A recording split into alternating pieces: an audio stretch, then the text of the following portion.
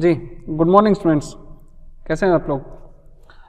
तो टॉपिक हम लोगों का चल रहा था काई स्क्वायर टेस्ट। इसमें हम लोग गुडनेस ऑफ फिट पर काम कर चुके हैं। इसका आज दूसरा है इंडिपेंडेंसी। इंडिपेंडेंसी पे हम लोग स्टार्ट कर लेते हैं। और इससे पहला लेक्चर था गुडनेस का, आप उसको देख लीजिए अगर वो नहीं देखा है। और उससे पहले है बेसिक चीज़ें, degree of freedom, level of significance वगैरह वगैरह, वो देखिएगा आप टी टेस्ट में। सबसे पहले टी टेस्ट देखिए, फिर एफ टेस्ट, फिर काई स्क्वायर पे आइए। टी टेस्ट देखना इसलिए जरूरी है क्योंकि टी टेस्ट में ही मैंने कुछ बेसिक चीज़ें बता दी थी इन सब की, इसलिए वो बहुत इंपॉर्टेंट है। बिना उसके आएंगे तो थोड़ा टाइम लग जाएगा। लिंक नीचे दे देता हूँ, पीडीएफ भी नीचे मिल जाएगी आज की और सभी की, ठीक है। और वीडियो को लाइक कर दिया करें अगर सही है तो। जी, chi square test as a test of independence, independency. अब ये क्या है, क्या चल रहा था, टॉपिक चल रहा था काई स्क्वायर। फॉर्मूला वही रहेगा आज भी जो कल था, वाई ई आई काई स्क्वायर अपॉन ई आई का समेशन, फॉर्मूला सेम रहेगा। बस अब यूज कब होगा ये चीज ध्यान रखनी है। अब यूज होगा इंडिपेंडेंसी पर। अब इंडिपेंडेंसी मतलब भाई अभी तक हो रहा था गुडनेस, किसी डेटा की गुडनेस चेक कर रहे थे कि ठीक है डेटा या नहीं, डिस्ट्रीब्यूशन ठीक है या नहीं वगैरह वगैरह। अब है इंडिपेंडेंसी। फॉर एग्जांपल कोई डेटा है कि फादर और सन, फादर ले लिए हमने, सर्वे किया 50, 100 या 200 पर, 300 पर। साइज स्मॉल नहीं होना चाहिए, नहीं तो फिर टी टेस्ट लगता है, नहीं पीछे जाके गुडनेस तो नहीं लगता, इंडिपेंडेंसी तो नहीं लगता, लेकिन कम नहीं होना चाहिए, फिर मर्ज करना पड़ेगा हमें। तो फादर का आईक्यू लेवल, या ये कहें कि काफ़ी इंटेलिजेंट है, फादर चेक किया हमने काफ़ी इंटेलिजेंट है। और जो सन है क्या वो भी इंटेलिजेंट होंगे, मतलब उसकी इंटेलिजेंसी का उस पर इफेक्ट पड़ता है क्या, वो एक दूसरे पर डिपेंड करते हैं या एक दूसरे से इंडिपेंडेंट है, ये नंबर एक। और फादर या मदर, पेरेंट्स में से किसी का ब्लड ग्रुप ए है, ए पॉजिटिव है, बी पॉजिटिव है, तो क्या उनके जो बच्चे होंगे उनका भी ए बी या उस वही ग्रुप होने के चांस हैं क्या, डिपेंड करता है। आंसर आपको मालूम है, यस, लेकिन ये हम सर्वे करेंगे, ठीक है। और फादर की इनकम का बच्चे की क्या एजुकेशन पे इफेक्ट पड़ता है। भाई फादर की इनकम बहुत अच्छी है तो क्या बच्चा और बहुत अच्छे स्कूल में पढ़ेगा, फादर की इनकम थोड़ी कम है तो क्या थोड़ा मिडिल में। ये सब एक सर्वे हो रहा है, यह है इंडिपेंडेंसी। फादर की जो हेयर स्टाइल है वो इस टाइप के हैं, बाल उनके, या बाल जल्दी चले जाते हैं ऊपर को, तो क्या बच्चों के भी जल्दी उड़ जाएंगे। एक सर्वे हो रहा है तो हो रहा है। स्मोकिंग केवल फादर पे नहीं, ये मतलब अगर बराबर वाली क्लास के स्टूडेंट स्मोकिंग कर रहे हैं तो क्या बाहर वाले भी करेंगे, क्या उनसे कोई लेना देना है, या बाहर वाले कर रहे हैं तो क्या कॉलेज में भी इफेक्ट पड़ेगा। इसलिए तो गवर्नमेंट ने देखा होगा जो भी ये मटेरियल है सब कॉलेज के गेट से सब हटवा दिया है। भाई कॉलेज के गेट, स्कूल के गेट के बाहर अगर ये सब काम हो रहे हैं तो क्या उसका बच्चों के एजुकेशन पे इफेक्ट पड़ेगा। वो सर्वे हुआ, उसमें फाइंड यही हुआ कि हाँ इफेक्ट पड़ता है, तो वो हटा दिया वगैरह वगैरह। तो ये है इंडिपेंडेंसी। उस टाइप के क्वेश्चन का फॉर्मूला वही रहेगा। हम टेस्ट लगाएंगे, सबसे पहले हाइपोथेसिस, फिर फॉर्मूला और फिर कंक्लूजन। 3 पार्ट बताता हूँ बार बार मैं। सबसे पहले हाइपोथेसिस H1 और H0, उसके बाद फॉर्मूला और फिर कंक्लूजन। फॉर्मूला तो वही रहेगा, OI माइनस EI का स्क्वायर अपॉन EI का समेशन। कंक्लूजन भी वही रहेगा, अगर काई स्क्वायर की वैल्यू लेस है टेबल की वैल्यू से ओके, नहीं तो रिजेक्टेड। अब हाइपोथेसिस क्या रहेगा इसका जरा समझो। इंडिपेंडेंसी में हाइपोथेसिस रहेगा इंडिपेंडेंट, यानी इस सैंपल का इस सैंपल से, यानी कि फादर जो भी हैं, 2 डेटा का आपस में कोई रिलेशन नहीं है, यानी इंडिपेंडेंट। नहीं वर्ड यूज करने को नहीं कह रहा हूं मैं, इंडिपेंडेंट है, बस यही आपको करना है। बाकी लगभग सब कुछ सेम है। हाँ, OI निकालने में, EI निकालने में थोड़ी प्रॉब्लम आएगी, वो मैं बताता हूँ। चलिए स्टार्ट करते हैं, एक एग्जाम्पल की हेल्प से ले लेते हैं। फॉर्मूला वही रहेगा तो मैं लिख नहीं रहा हूँ। From the following table regarding the eyes of the colour of father पे ज्यादा क्वेश्चन है। फादर की आइज का कलर का इफेक्ट क्या सन की या डॉटर की आइज पर पड़ता है। सन्स की आइज पर क्या एसोसिएटेड है एक दूसरे से, यानी क्या वो डिपेंड करती हैं, ये पूछना चाह रहा है वो, डिपेंड करती हैं? तो सबसे पहले लिखेंगे कि no, they are independent. Hypothesis लिखिए, नो इंडिपेंडेंट है। जरा देखो, सन की आइज है ये दोनों लाइट, और इधर है फादर की आइज, फादर की आइज लाइट हैं और सन की आइज लाइट है। ऐसे 471 केस मिले। नॉट लाइट है फादर की और सन की 148 केस मिले, और ये इसके साथ मैच हुआ तो 51 केस मिले। टोटल ऐसे केस मिल गए हमको। ये और भी कोई एग्जाम्पल हो सकता था, जैसे आप लोग वैक्सीन वाला केस चल ही रहा है कि वैक्सीन लगाने से 2% एक्सपायर कर गए वगैरह वगैरह, तो क्या वो उनसे एक्सपायर हुए हैं? एक सर्वे हो सकता है। चलिए, पढ़ाई पर आप लोग क्या केवल 2 ही घंटे पढ़ते हैं तो कितने नंबर आएंगे, और एक बच्चा 6 घंटे पढ़ रहा है पर डे, उसके ज़्यादा आएंगे, तो क्या ज़्यादा पढ़ने से ज़्यादा मार्क्स आते हैं? सर्वे हो सकता है। ये सब चीज़ है। क्या इन दोनों के बीच में कोई रिलेशन है कि कितने घंटे पढ़ने का है, घंटे पढ़ने से मार्क्स का कोई लेना देना है वगैरह वगैरह? ऑब्वियसली है, पढ़ता तो है। 24 घंटे की बात नहीं कर रहा, पढ़ना तो पड़ेगा ना 8-10 घंटे। चलिए, तो ये डेटा आपके पास गिवन है। ये जो डेटा गिवन होता है ये ऑब्जर्व फ्रिक्वेंसी होता है, और एक्सपेक्टेड फ्रिक्वेंसी मैंने आपको बताया वो हम डिवाइड करके निकालते थे, लेकिन अब थोड़ा मेथड चेंज है। बस यही सीख लीजिए, बाकी कॉपी पेस्ट है। फॉर्मूला लगभग वैसा ही है, कंक्लूजन वैसा ही है। हाइपोथेसिस में थोड़ा इफेक्ट हुआ है, हाइपोथेसिस इंडिपेंडेंट मानते हैं। तो सबसे पहले लिखिए, know the colours I is not associated with father I, यानी दोनों के बीच में कोई रिलेशन नहीं है, इंडिपेंडेंट मानते हैं। बस ये याद रखो, नॉट वर्ड यूज मत करो, इंडिपेंडेंट। और H1 लिखिए कि वो डिपेंडेंट है। फॉर्मूला रहेगा वही, सबसे पहले लिखिए OI और फिर लिखिए EI। जरा समझिए, OI है 471, फिर है 148, फिर है 51 और फिर है 230। अब एक्सपेक्टेड फ्रिक्वेंसी कैसे निकलेगी, बस यही एक छोटा सा ट्विस्ट है यहां पर। वो समझ लिया, समझो पूरा गेम ओवर। सबसे पहले आप इनका सम निकाल लीजिए। यहाँ 51 और 147, इन दोनों को प्लस करके यहां लिख दीजिए, इन दोनों को प्लस करके यहां लिख दीजिए, इन दोनों को प्लस करके यहां लिख दीजिए, इन दोनों को प्लस करके यहां लिख दीजिए। मैं लिख देता हूं, ठीक है? ये लिख दिया मैंने। 619, 289 और 522। ये OI वगैरह जो मैंने अभी लिखी थी वो मैंने टेबल में लिख दी है, बात वही है। राइट है? EI डायरेक्ट आंसर आ गया, लेकिन मैं आपको बता रहा हूं, वही तो बता रहा हूं कि कैसे आया आंसर। तो 471 के रेस्पेक्ट में ये आंसर कैसे आया, जरा समझिए। ये सम कर लिया आपने, या तो ये क्वेश्चन के अंदर गिवन होगा, नहीं तो आप लोग फाइंड कर लेंगे सम करके। तो 471 जब आपने इन दोनों को सम किया तो इसको बोलते हैं रो का सम। ये रो है ना, फर्स्ट रो सेकंड रो, ये है फर्स्ट रो का सम, रो सम। इसको बोलते हैं रो सम, रो सम। इसको बोलते हैं कॉलम सम। ये पहला कॉलम है, दूसरा कॉलम है, लेकिन है कॉलम का सम। तो जब 471 निकालना है तो 471 के रेस्पेक्ट में रो का sum, row sum into column sum upon grand sum, grand total या टोटल सम, टोटल सम। इन दोनों को ऐड करके यहां पे और लिख दीजिए, ये आएगा 900। देख लो, ये आ गया 900। ठीक, फिर से समझा देता हूं।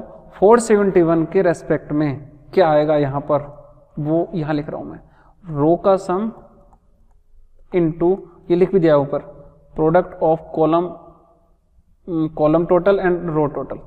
ये सम याद कर लो, row sum into column sum upon total sum, row sum into column sum upon total sum, total sum. तो रो का सम कितना है 522 इंटू 619 अपॉन 900। बस ये मैं यहां पे लिख देता हूं, देखो है वही 619 522 ये रहा, बस 900 नीचे, ये आ गया 35902।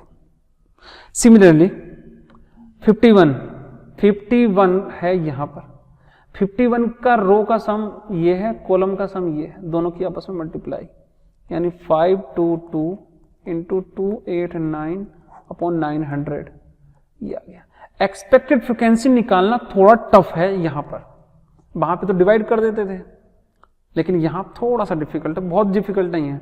रो का sum column sum upon total sum, row का सम कॉलम का सम अपॉन टोटल सम, बस ये याद कर लीजिए।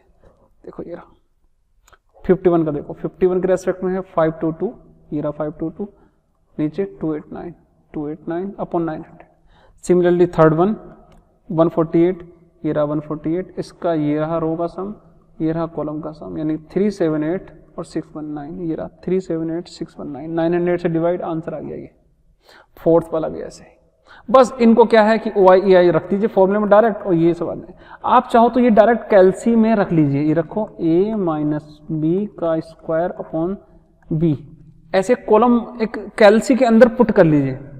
ये क्लास में मैंने बताया भी आपको कैसे पुट करते हैं, ठीक है। अगर फिर भी नहीं आता है तो कमेंट तो बताइए, तभी पता चलेगा, ठीक है। तो a माइनस बी का स्क्वायर अपॉन बी नाम की एक कॉलम बना लीजिए, एक फॉर्मूला बना लीजिए टेबल में, और कैल्सी का ऑप्शन है उसको दबाइए, ऑटोमेटिक आंसर वैल्यू पूछता रहेगा, आंसर आता रहेगा।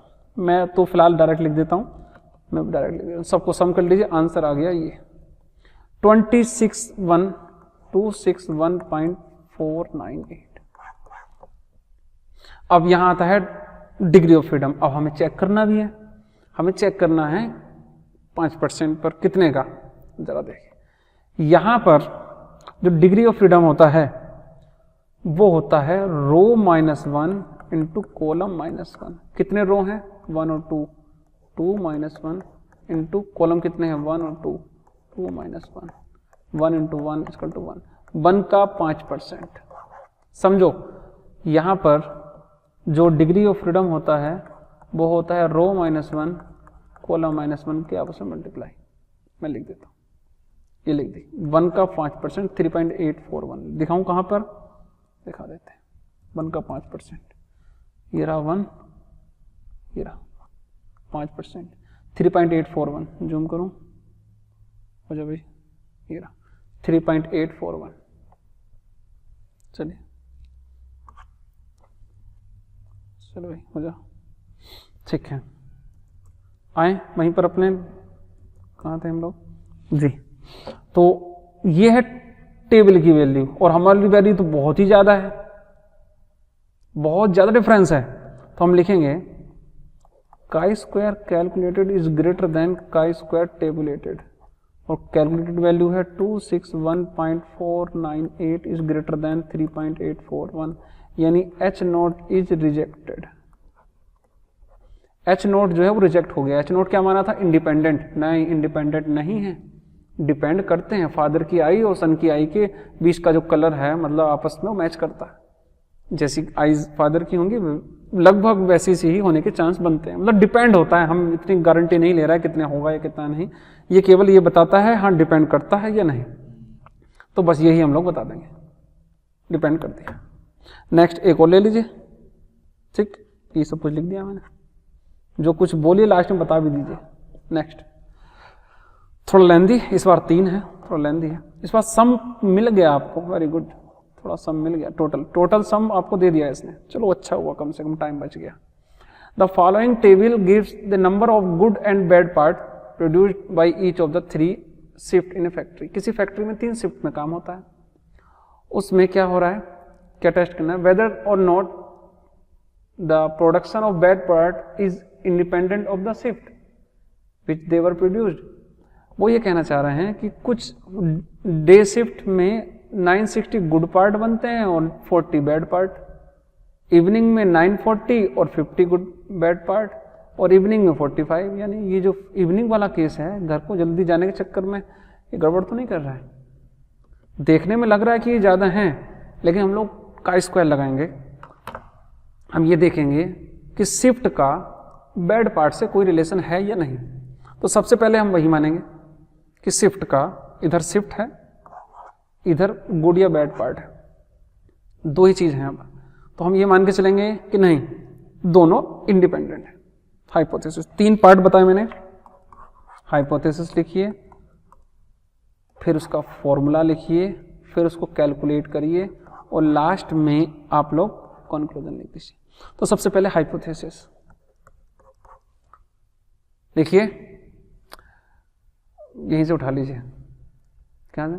Production of bad part is independent of the shift on they were produced. Same copy करके उठा के यहां लिख दीजिए, देखते हैं। Production of bad part is independent of the shift they were produced. और H1 में लिख दीजिए नो दे आर डिपेंडेंट। बस फॉर्मूला रहेगा वही OI माइनस EI का स्क्वायर अपॉन EI। फॉर्मूला सब कुछ रहेगा। तो OI ऐसे बनाएंगे, EI ऐसे बनाएंगे।